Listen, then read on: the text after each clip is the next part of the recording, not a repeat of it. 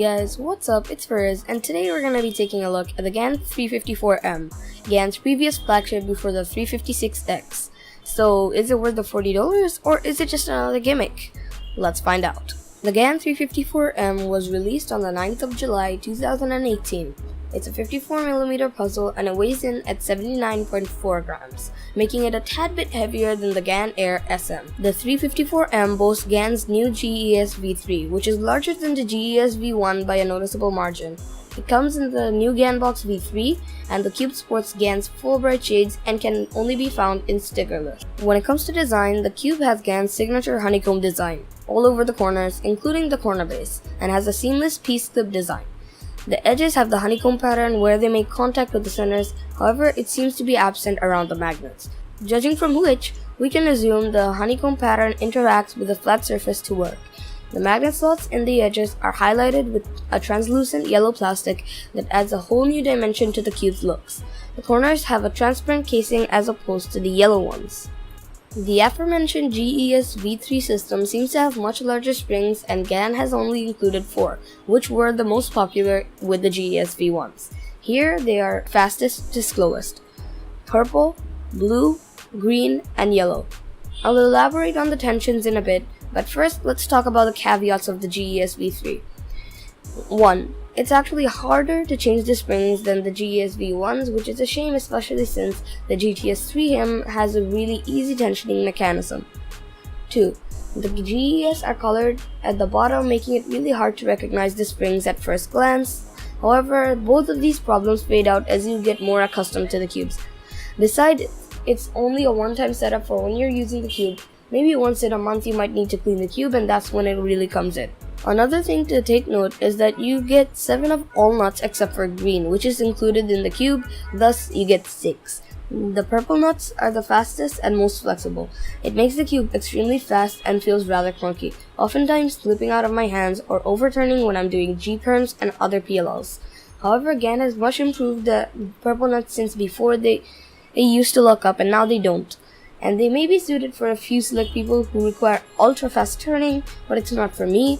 And the other drawback is the minimal corner cutting in this tension setting, as anything looser results in the cube becoming a Bugatti Chiron, which isn't great.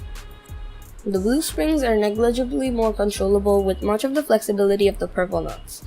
It's still a little too fast for my liking, however it is extremely fluid, perhaps the most fluid setting in the GES V3 set. PLLs are a breeze and very easy to execute, but the only problem once again is the awful corner cutting, because of which I sometimes have trouble with the cross and F2L.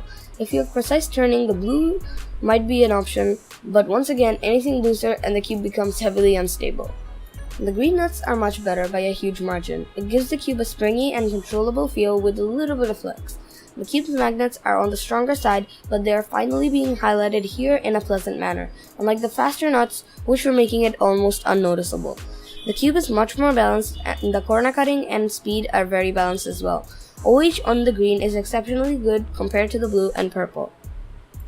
The yellow nuts, which is my GES of preference, is the most balanced one.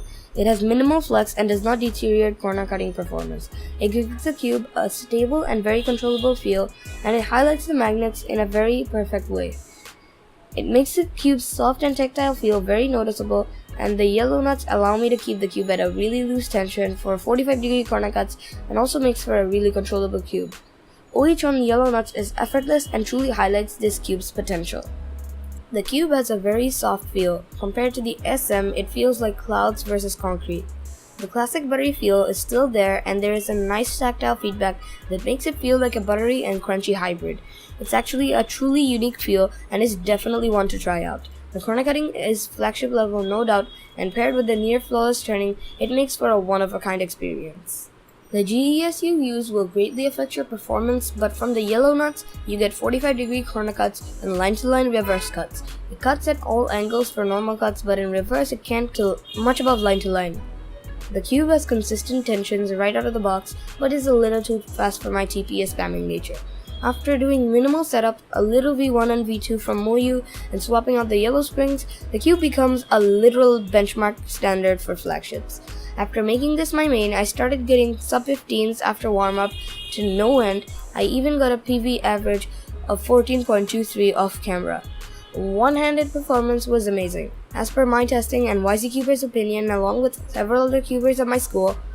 However, if you have huge hands, you might need to look elsewhere, for example the 356X, which is $20 more expensive.